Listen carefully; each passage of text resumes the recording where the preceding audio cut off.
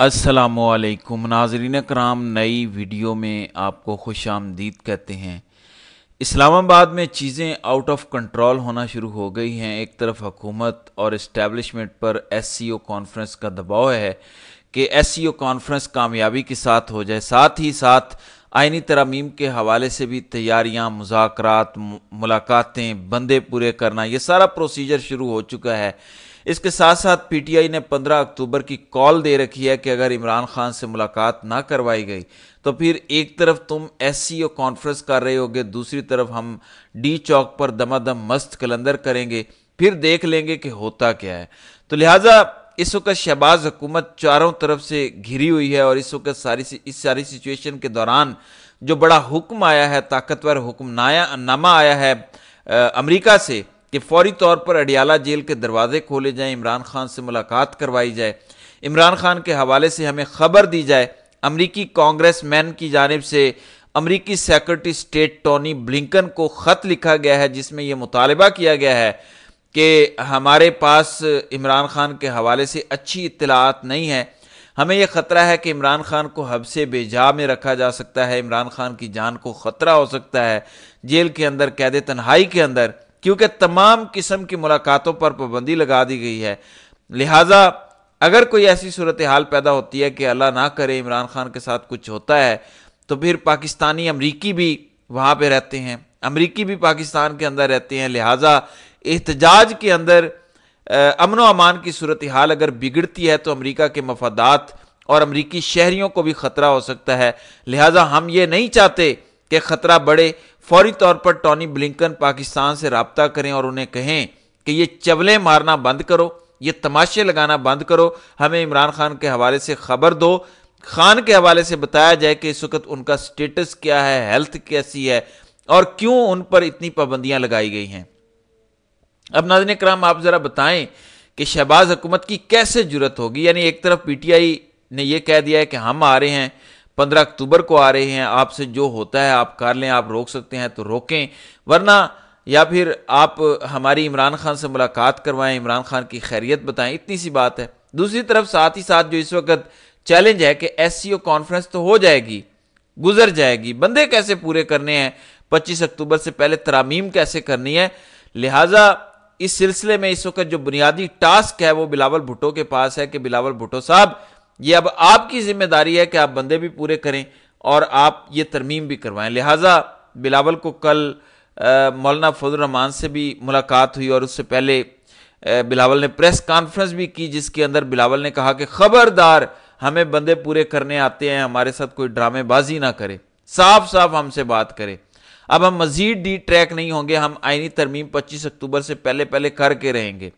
फिर शहरी रहमान सीनियर रहनुमा हैं, सेनेटर हैं पीपल्स पार्टी की, उनका एक बयान आ गया। उन्होंने कहा कि अगर जेयूआई फे हिमायत करती है, यानी अगर मौलाना फजल रहमान हिमायत करते हैं तो ठीक है, अगर नहीं भी करते तो हम नंबर पूरे कर लेंगे। यानी नंबर पूरे हैं नहीं, नंबर पूरे नहीं हैं, हम नंबर पूरे कर लेंगे। कैसे कर लेंगे? लोगों को उठा के अगवा करके, और यह सिलसिला शुरू हो चुका है।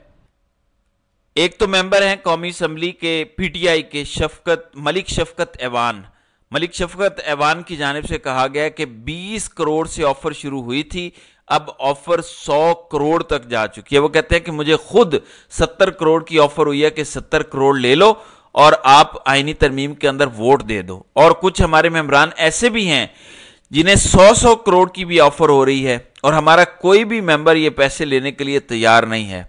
अब क्योंकि पीटीआई के तमाम मेंबर महफूज हैं और जो थोड़े से मशकूक थे या कमज़ोर थे उनको भी महफूज मकाम पर मुंतकिल कर दिया गया है। अब क्या किया जा रहा है? अब उनके घर वालों को टॉर्चर किया जा रहा है, तशद्दुद किया जा रहा है, मुलाजिमीन की वीडियोस बनाई जा रही हैं, तशद्दुद किया जा रहा है।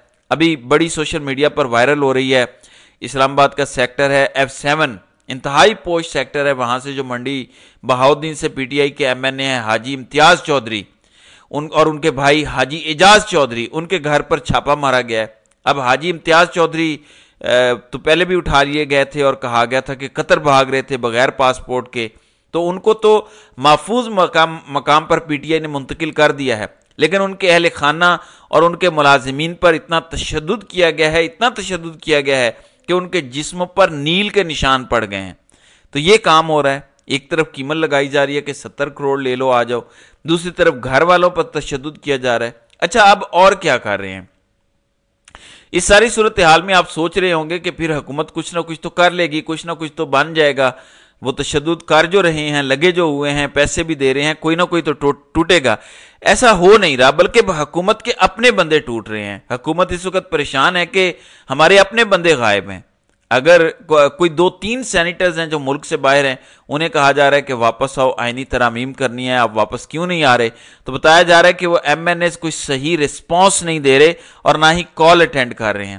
پھر اپنے بندے اس وقت جو اطلاعات ہیں، اجمل جامی سینئر صحافی ہیں، وہ کہتے ہیں کہ آئینی ترامیم کے لیے اس وقت حکومت کے پاس 2-3 بندے کم تھے، اب 6-7 کم ہے۔ ہو سکتا ہے جب ترامیم آئیں تو ووٹنگ کے وقت حکومت کے لیے ہی حکومت کے اپنے ہی 2-3 بندے کم ہو جائیں، یعنی یہ بھی ہو سکتا ہے کہ چلیں دوسرے بندے پورے کرنا ایک الگ بات، حکومت کے اپنے بندے ہی غائب ہو جائیں، اپنے ایم این ایز اپنے سینیٹر نہ رہیں۔ کیونکہ بلاول بھٹو کی بھی جو 2 دن پہلے ملاقات ہوئی تھی نواز شریف کے ساتھ، تو اس کے اندر بلاول نے کہا تھا کہ بھائی جان آپ کے باپ اپنے بندے سنبھالیں، آپ کے بندے آپ کے ہاتھ میں نہیں ہیں۔ تو نواز شریف نے کہا تھا کہ نہیں، ہمارے بندے ہمارے پاس ہیں، ہمارے ساتھ رابطے میں ہیں، ہماری طرف سے کوئی پریشانی والی بات نہیں ہے۔ لیکن خبر یہ ہے کہ جیسے 63(1) کے اندر تبدیلی ہوئی، انہوں نے سوچا کہ ہم پی ٹی آئی کے بندے خرید لیں گے۔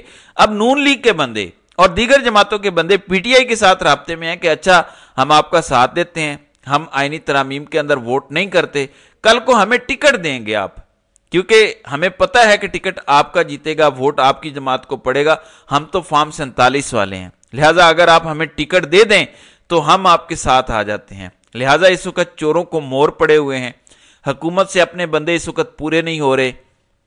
پھر آئینی ترامیم کے حوالے سے جو پہلے اٹیمپٹ ہوئی، جو رات بھر کوشش ہوتی رہی، اتنے سوالات اٹھے کہ آخر کیا جلدی ہے، مسودہ سامنے نہیں آ رہا، پیپلز پارٹی کے پاس نہیں اور ہے اور مسودہ ہے، نواز شریف کے پاس کوئی اور ہے، جبکہ مولانا کے پاس کوئی اور ہے، اور وہ بھی آخری وقت پر آپ کو مسودہ دیا جا رہا ہے۔ تو یہ ہو کیا رہا ہے، پرابلم کیا ہے؟ سارا دن کوشش ہوئی اور بالآخر آئینی ترامیم نہیں ہو پائیں۔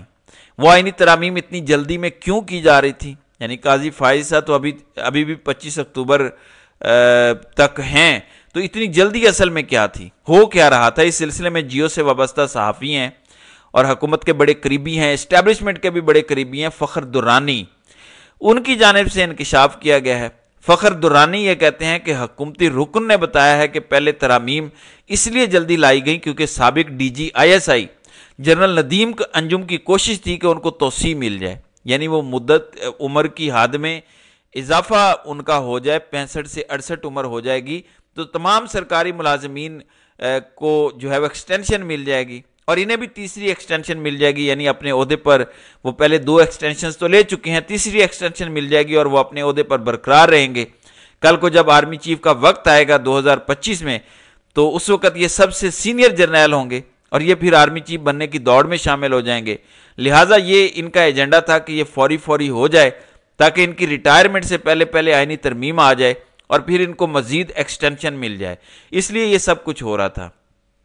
دوسری جانب پرویز خٹک کے حوالے سے کل رات سے خبریں ہیں کہ پرویز خٹک کا انتقال ہو گیا ہے۔ کیا سوشل میڈیا، کیا ویب سائٹیں، ٹویٹر، ہر جگہ پہ مختلف لوگوں کی جانب سے یہ خبریں دی جا رہی ہیں کہ پرویز خٹک انتقال کر گئے ہیں، پرویز خٹک فوت ہو گئے ہیں، انہیں کینسر تھا، 4 دن پہلے تک وہ اسلام آباد کے نجی ہاسپٹل میں زیر علاج رہے، اب وہ وفات پا چکے ہیں۔ تو یہ فیک نیوز ہے، جعلی نیوز ہے۔ پرویز خٹک کی جانب سے بڑا ہی غصے بھرا اس پر رد عمل دیا گیا ہے۔ وہ کہتے ہیں کہ مجھے تو کوئی کینسر نہیں ہے، میں تو نہیں مرا، لیکن میری یہ بد دعا ہے کہ جو لوگ میرے حوالے سے یہ دعوے کر رہے ہیں ان کے اپنے لیڈر کو کینسر ہو اور وہ کینسر سے مرے، جنہوں نے پوری رات میرے ناک میں دم کیا ہوا ہے، ہر طرف سے فون آ رہے ہیں، میسیجز آ رہے ہیں پرویز خٹک کے حوالے سے کہ وہ فوت ہو گئے ہیں، ادھر سے کوئی فون آتا ہے، ادھر سے کوئی پوچھتا ہے، رشتہ داروں کو فون آتے ہیں کہ پرویز خٹک کے حوالے سے سنا ہے وہ وفات پا گئے ہیں۔ تو پرویز خٹک نے بڑا غصے میں رد عمل دیا ہے کہ میں صحیح سلامت ہوں، آپ کے لیڈر کو کینسر ہو۔ بہرحال یہ معاملات اس وقت چل رہے ہیں۔ پھر کے پی کے اندر جو خیبر پختونخوا جرگہ ہونا تھا وہ اس وقت شروع ہو چکا ہے، اس میں پی ٹی آئی بھی شرکت کر رہی ہے، مولانا فضل الرحمان کی جماعت بھی ہے، اے این پی اور دیگر جماعتیں بھی شرکت کر رہی ہیں۔ لہٰذا اس حوالے سے جیسے ہی مزید اپڈیٹس آئیں گی تو انشاءاللہ اس پر اگلی ویڈیو میں بات کریں گے۔ تو ناظرین کرام، آپ کی اس ویڈیو کے حوالے سے کیا رائے ہے؟ آپ اپنی رائے کا اظہار کامنٹ سیکشن میں ضرور کیجیے گا۔